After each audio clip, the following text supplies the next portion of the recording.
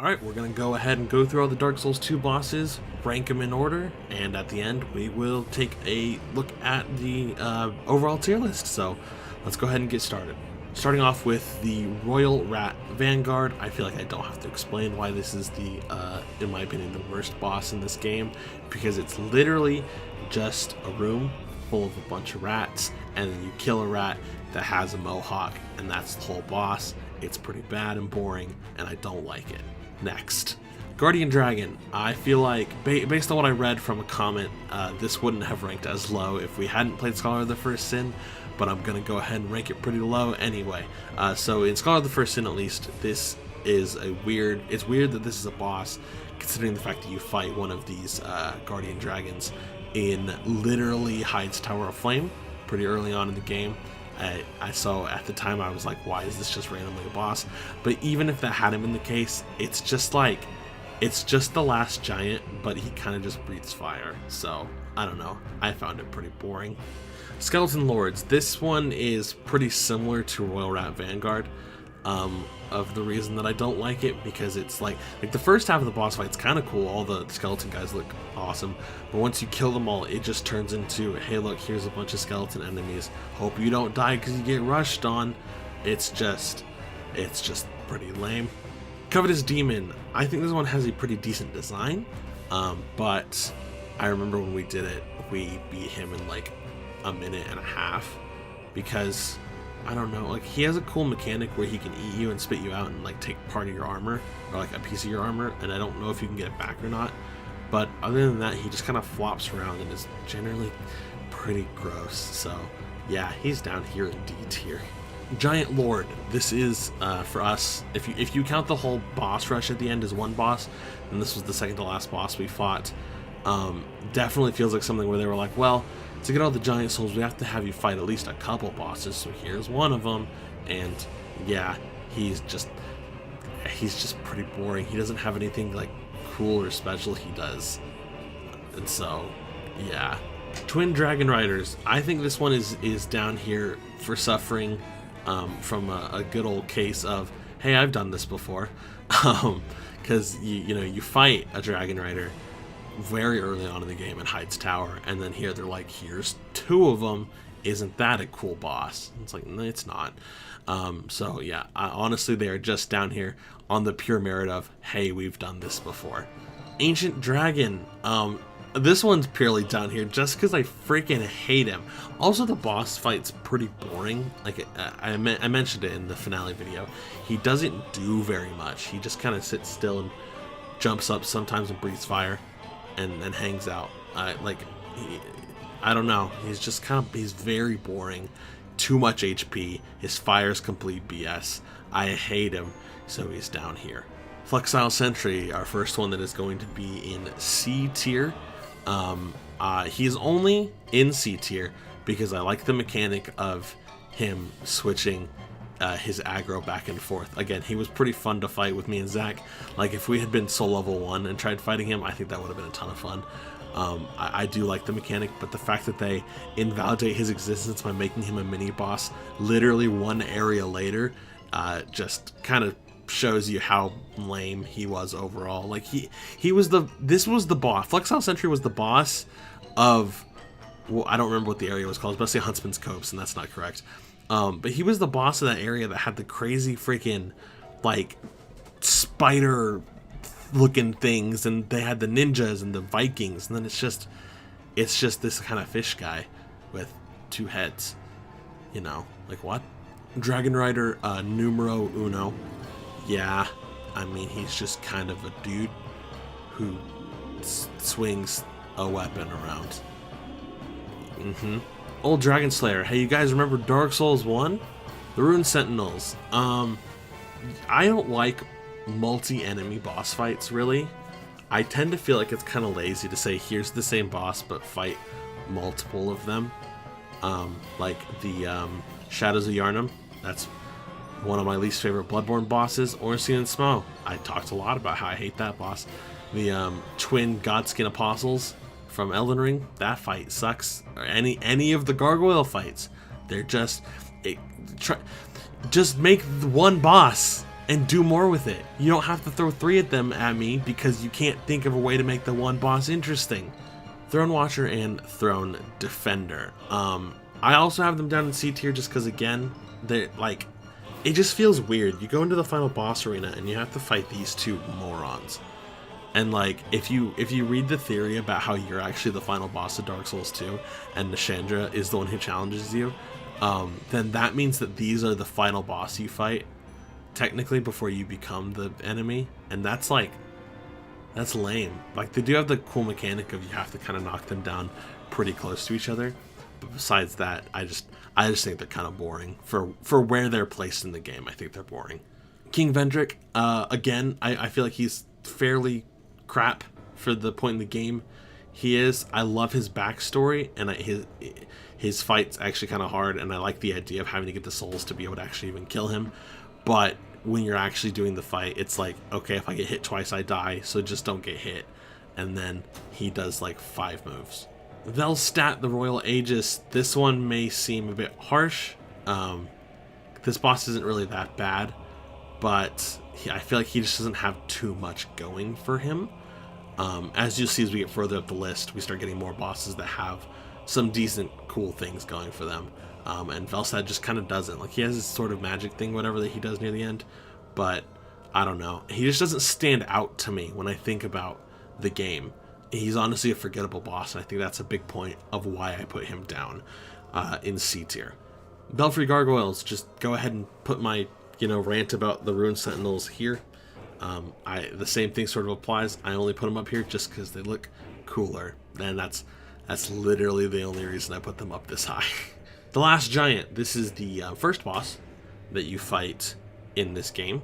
I think it's a decent first boss, not the craziest thing in the world. Once we get past him, we start getting to the territory of, okay, these are pretty cool bosses. So, but I couldn't justify putting him down or putting him up in B tier. I felt like top of C was where he was gonna land. So, but yeah, the Last Giant, some cool stuff, mostly just stomps. I like that he rips off his arm, but that's pretty much the extent of the cool stuff he does. The Rotten. Okay, we're starting to get into the actually good stuff at this point. Mostly good. There's some sort of iffy things that we're going to talk about in a minute, but no, it's quite a shift. The barrier between D and C tier and B tier is pretty big in my opinion. Like, I would have just had an entirely empty tier between them if I could. The Rotten's design is so cool. He has this cute little thing where the guy that's on his shoulder mimics his movements when he attacks. But despite that, overall, he doesn't have a ton of unique attack animations. I think he only has like 4 or 5 attacks, which is a problem that I think a lot of the bosses in this game suffer from, is lack of attack variety. It's the opposite of Elden Ring's problem, where sometimes bosses seem like they have too many attacks. The Rotten and a lot of other bosses in this game suffer from, we were making a boss and we stopped halfway through syndrome, and I think the Rotten falls under that. Definitely the weakest of the Primal Bonfire bosses. Royal Rat Authority. This boss is weird.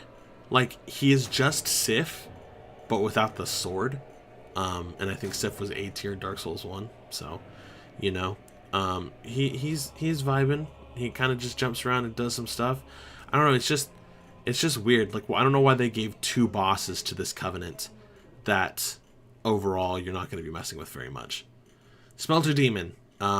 Super cool design, decent cool boss fight, but not a ton going on. Again, suffers from the whole few attack animation problem that some other bosses struggle from. So, but overall a solid boss. I think middle of B tier fits Smelter Demon pretty well. Looking Glass Knight. Ooh, I'm probably going to get a lot of hate for him being all the way down here. I think his design is sick. I think the idea behind his mechanic is cool, but I will never advocate for the idea of you not being able to beat a boss because they are someone who's like... Because again, it's a similar problem that happens in Dark Souls 2, Dark Souls 3 in the DLC, and we'll talk about that when we obviously get to that point in that game. But it's a similar problem of, like, in Dark Souls 3 there's a boss in the DLC that the boss is a player. It can be someone as a player. It can also be an NPC if no one's online or whatever, or if you just play offline. But sometimes it can be a player, and it's frustrating when you're doing this boss fight and then you get matched up against someone who is new game plus 12, and it's your first playthrough, so that they're like level 400 and they can two-shot you and there's nothing you can do about it. So and so I think Looking Glass Knight has the same problem, where I love the idea of him being able to summon players to help him fight, but it comes with the problem of I've just spent 5 minutes or whatever fighting Looking Glass Knight, and now it all gets undone because he summoned someone who's been playing this game for longer than I have, and so I think that's where he suffers a lot. I love the idea behind it. His design's cool. His shield is awesome, but those problems make me put him right in the middle of B tier. Old Iron King, probably going to get hate for this one for a completely different reason. I put him up here primarily because his design is incredible.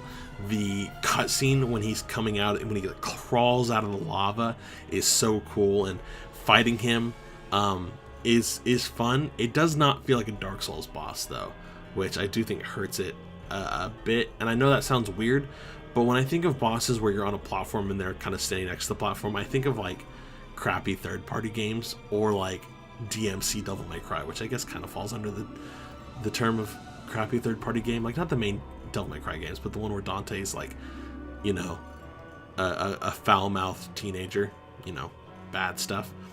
I think of games like that, not Dark Souls. So, but his design's so cool. I like his attacks. I love his cutscene. So yeah, that's why he is up here in B.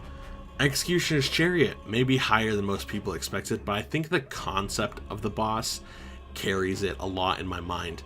The idea of it being sort of a puzzle, like you have to get through the first phase mostly trying just to survive so you can get the thing to stop freaking running so you can actually fight it, is very cool. And then the actual fight is decent. It not much you can do with just a double horse boss that is just a horse, like with Ludwig they did the nonsense they did, but with Executioner's Chariot it's sort of whatever. But I like the concept of you have to get all the way around the track and pull it so he runs into the gates. You can also apparently poison him using poison arrows, and then when he gets to a certain HP he'll go for the jump over the gap and he'll miss it, and that's how you get to the second half of the boss fight, which I think is cool. But I don't know, I just think I think the concept behind this boss carries it a lot, so that is why he is nearly top of B tier. Mytha the Baneful Queen. For me, it's funny that she's this high because, oh boy, she's the reason I quit playing Dark Souls 2 for a while when I first played this game.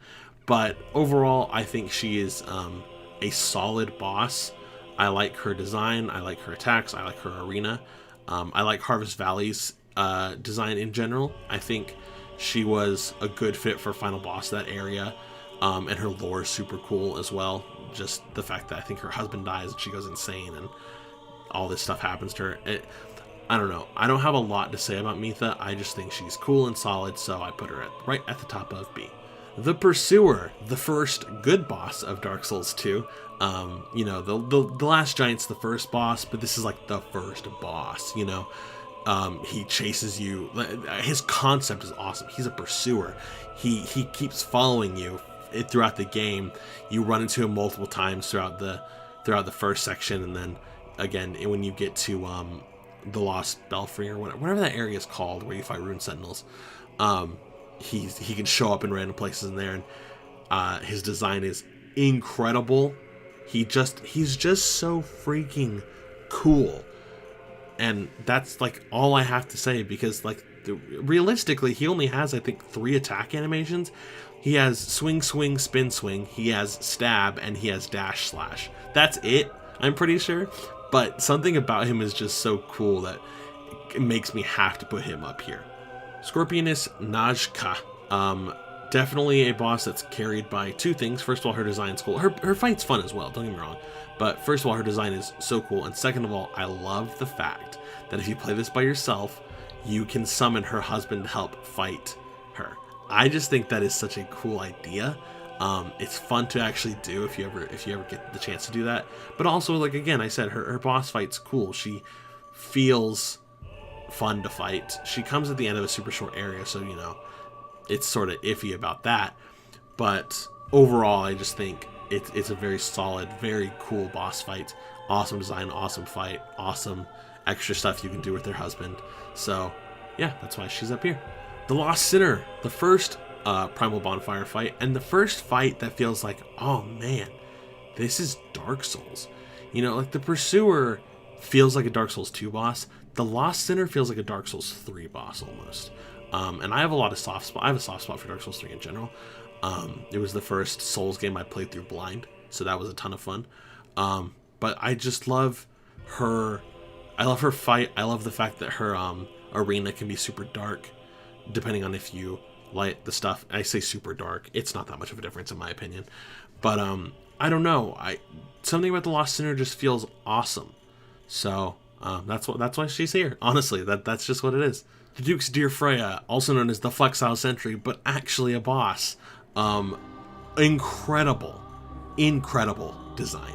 This giant spider with the two heads. It's terrifying in all the right ways. The boss fight feels epic. You can only hit her in the face, so you have to get up in her to fight. You can't just try and cheese her by hitting her on the side. Like, you have to get in her face to fight her. And when you do this by yourself, it's intense because you have to keep circling around behind her and all this stuff. Honestly, just an incredible boss. The best Primal Bonfire boss by a long shot. Like, the gap between Freya and the Lost Sinner is massive in my opinion, because this boss and the next 3 bosses after this are all ridiculously good.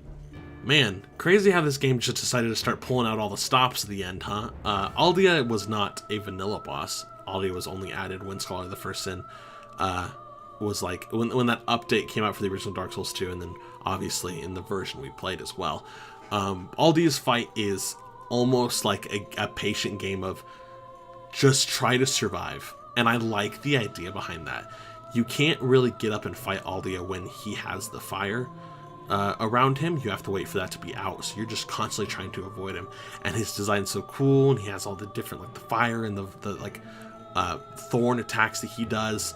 Honestly feels awesome. I don't have too much more to say about Aldia. He's just so cool.